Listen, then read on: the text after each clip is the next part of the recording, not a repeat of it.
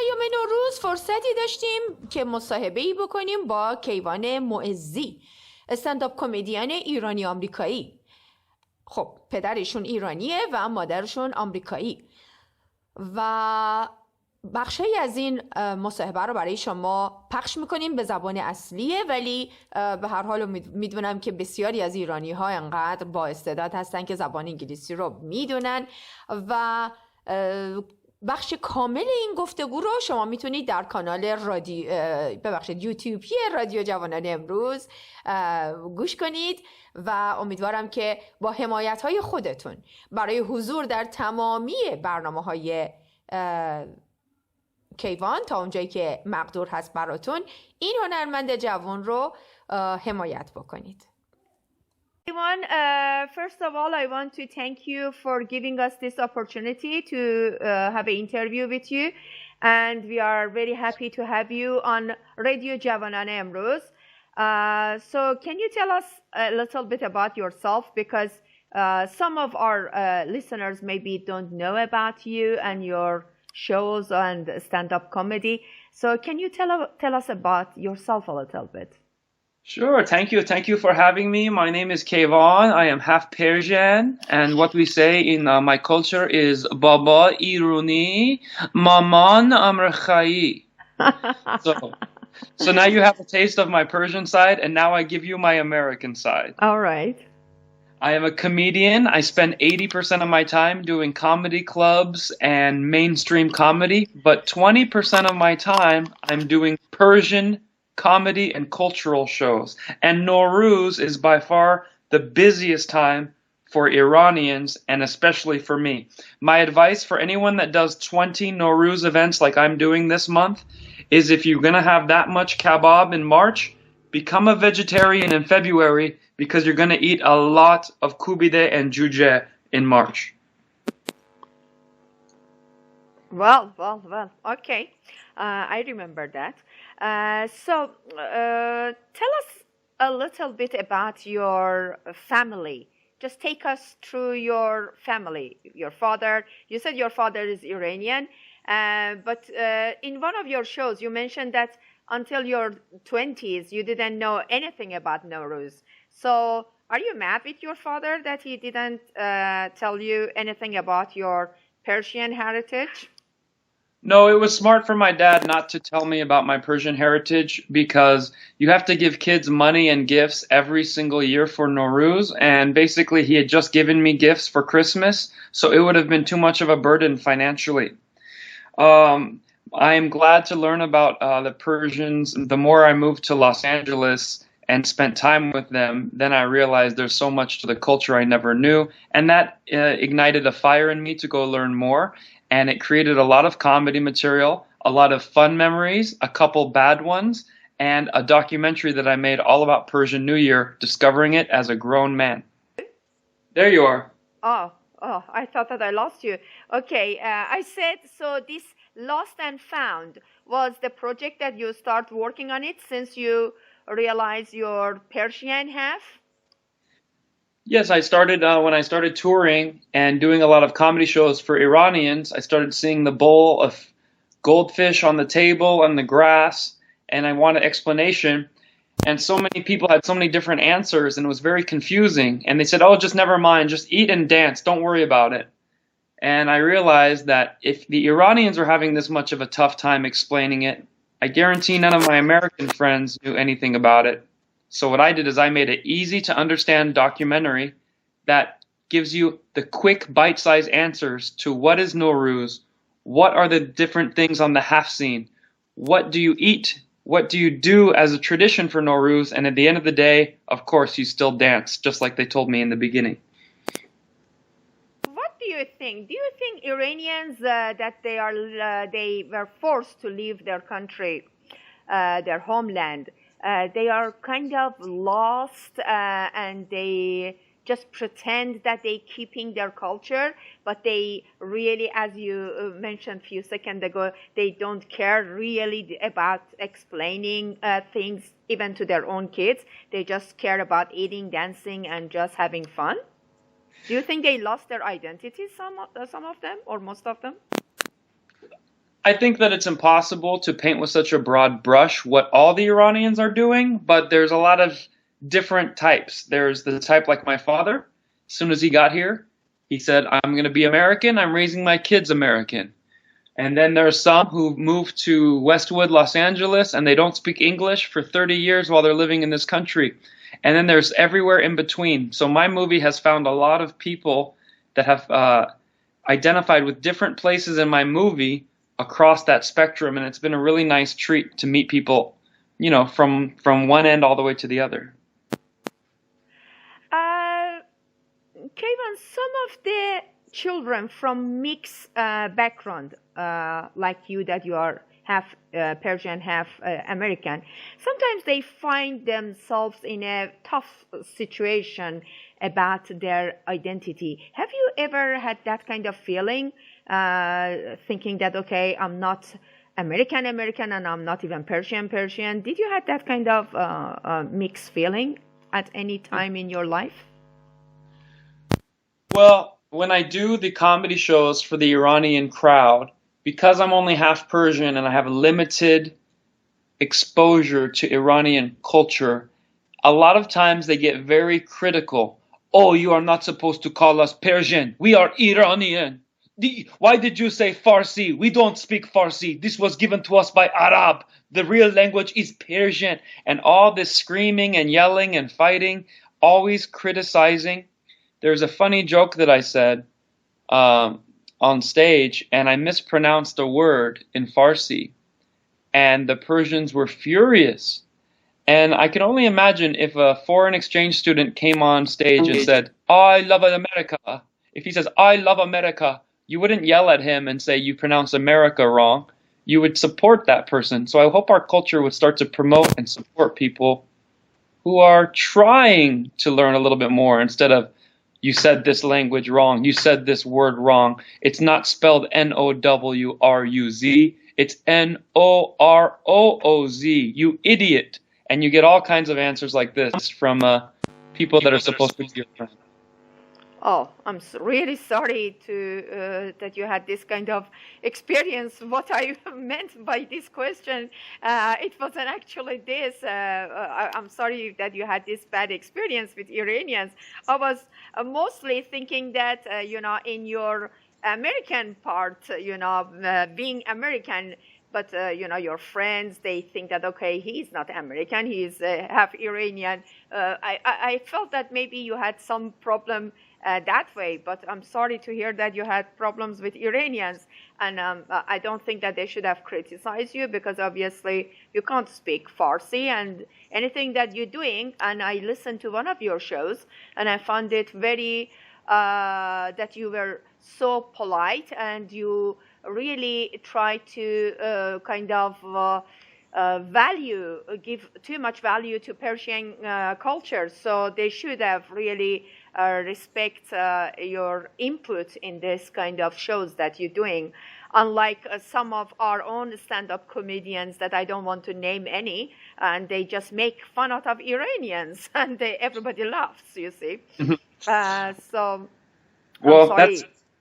It's always interesting. So as comedians, you get very used to criticism, and it doesn't bother you too much anymore, and you don't avoid arguing with someone. And a lot of Iranians come up and just to criticize you, and they expect you to say, okay, thank you.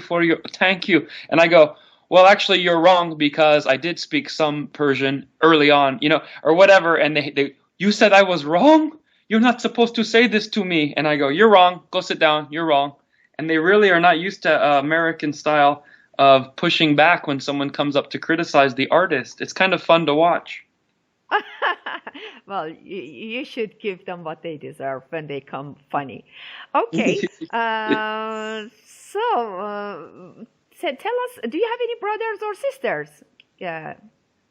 Yes, I have a little brother, and he must be more Persian than me because he became a doctor. Wow. Okay. Yes. And I have no sisters, and that's something that people tell me. They said you would know more Farsi if your mom was Persian, or if you had maybe a Persian girlfriend, you would learn very, very many words in Farsi. And I got a Persian girlfriend, and I only learned one word, nakon. My God. Wow.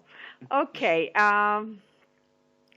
Then we go to our next question. It was, in fact, about your, because I asked you that if you can speak Farsi, and you said because you couldn't learn Farsi because of the place that you used to live during your childhood. But do you have any intention of learning Farsi? Because now that you are deep involved in Persian culture, probably it's time to learn Farsi. What do you think? The one problem is I'm traveling the United States as a comedian, and often I'm in Kansas, Oklahoma. I'm calling you today from Michigan. Nobody really speaks Farsi at any business or any college I go to except for the small percentage of Iranians that show up. So it's very hard to learn a language. I'd have a much better chance of learning Spanish. Okay. When you see, you have, I was checking your calendar, venues, and you are having programs up till 16th of September, I think, if I'm not wrong. But until 1st of April, you have this Nowruz program. Then after that, you have different venues, or is it again about Persian culture or Nowruz or something like this? I tell my manager and my agents in Hollywood that for the month of March, don't book me for anything. I will be already very, very busy. And the shows are all Persian shows. So right now I'm knee deep in Persian culture. And then starting April 2nd, I will just do college and American comedy shows at different theaters in Chicago, Atlanta, Georgia. And then when the Persians come, I always give them 1 or 2 jokes just to acknowledge that I'm glad they're there. But the rest of the time, they can't believe they're laughing at regular American-style jokes, humor about politics, the internet, going on dates, things that everyone can understand, doesn't matter what your background is. Yeah. As an artist and stand-up comedian, what do you think, how you can describe Donald Trump in few words? Well, my Abbas has lived in America for 60 years, and every year his English has gotten worse. And whenever he turns on the TV and sees any politician, he says one word, animal. So when he sees George Bush, animal, Barack Obama, animal. And for Donald Trump, he speaks more English, biggest animal. Wow. All right, okay. So we take what your uncle says. We take your uncle's comment on this issue then. All right. And how you end up being comedian? Did you study in university, college, or you just had this kind of feeling that you want to be a stand-up comedian? What did you study? I studied business, marketing, management, entrepreneurship. And I found that being a comedian, in a way, is also a business because you have to be funny on stage and this and that. But a lot of it is making videos, promoting things on the internet, coming up with funny catchphrases, and then making your own tour. So I'm a one-man business, and hopefully we'll keep growing for the next 10 years. Well, I hope so too. And I will wish you best of luck for your business and these shows that you have. And the last question is, when you have these, I noticed that you have some private events as well, or venues. What kind of audiences you have in these private events that you have, the venue? What kind of, audiences do you have? Is it some top secret? No. It's not top secret. Well, what it is I made a goal for myself to post a new video clip every single day this year. Mm-hmm. And one video clip got 1 million views. The other one has 900,000 views. So people are seeing this all over the world, and they say, would you ever come do a birthday party? My Baba is turning 50 years old, and we want to surprise him with comedy. I said, well, how many people will be there? There'll be 100 people, and we're doing it at the hotel ballroom. I said, I will be there. And then you do that party and someone says, we're getting married. Maybe two Indian people. We're getting married next week. Do you do weddings? You say, of course I do weddings. So then you do that. And recently I did a Filipino wedding because there's so few comedians that are clean, classy, and you wouldn't want to invite most comedians to your wedding. They would ruin the night. But if you can make it a fun event for everyone, then they're calling you, begging you to come to their the private event. And that has been a really fun way to do comedy all over the world without being in a comedy club too. Well, in your career, do you get support from your parents, your family, I mean, in general? I think the more successful you are, the easier it is for your family to believe in what you're doing. So when you start, you're believing only in yourself and nobody believes in you. Everyone tells you they're worried for you. And then they start seeing your videos getting 1 million views. They go, well, maybe this is a real job. And when they're really going to be happy is if you're very, very successful, then you did amazing. And that's the goal. And tonight you have a show in Michigan University of Michigan. And you did travel a long way. So I don't want to keep you longer than this. And I wish you all the best for tonight's show.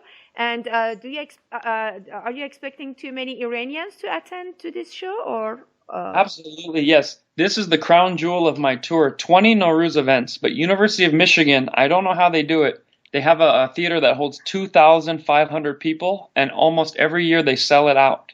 They have mostly Iranians. They also have all the Muslim population, as well as Arabs, Lebanese, Jewish people. They all come to celebrate what Nowruz really is all about, which is not about any one religion, but a festival of spring and a good new year. Okay. And the last question could be our final question. Do you believe in freedom of speech? Because as a comedian, you have to sometimes maybe be careful about some invisible red lines. Do you believe in freedom of speech in America? Oh, absolutely. That's one reason I'm hesitant to do any comedy show in the Middle East. I don't really want to go there or support most of their governments unless they can assure me freedom of speech and an open mind to laughter. Because with any regressive, closed-minded culture, comedy dies. So I have very strong opinions against anyone who doesn't allow freedom of speech. Okay. And are you planning to go to Europe with this Nowruz package sometime before end of New Year? I would like to, because that video I said that got 1 million views, I knew it was good when it went. The comments under the videos changed language. And I said, what is this? And people wrote, Schmorgen, Jorgen, Jorgen. And I had to look it up. What does that mean? It says, when is he coming to Sweden? So I now have to go to Sweden, Finland, Amsterdam, and Australia because they're asking me to come there, plus London. So wish me luck. I'm trying to figure out how do I do that. Well, I'm sure you can do it, and you are a successful young man. And I wish you best of luck.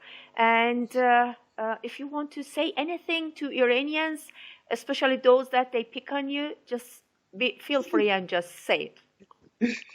I just want to tell them that whenever someone is trying their best to learn about the culture, instead of criticizing and pushing them down, reward them, because other people will see you criticizing and say, I don't even want to go near it if they don't like that guy. So we got to support each other. But so far, so good. I can't be happier. And the one thing I'll say to everyone, Eid Shoma Mubarak, Nowruzi Piruz. That's what I need to say.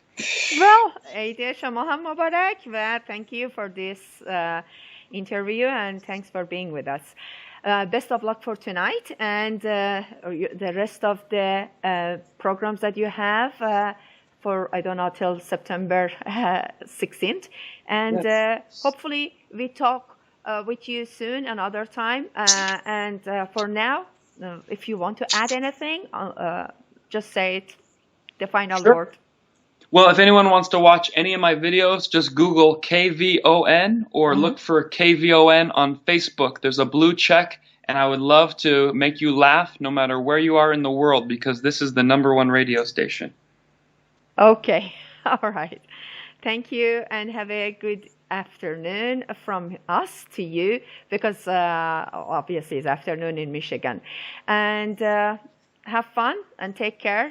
And Yes. thank you again. Thank you for the interview. Bye-bye. Thank you. Bye-bye.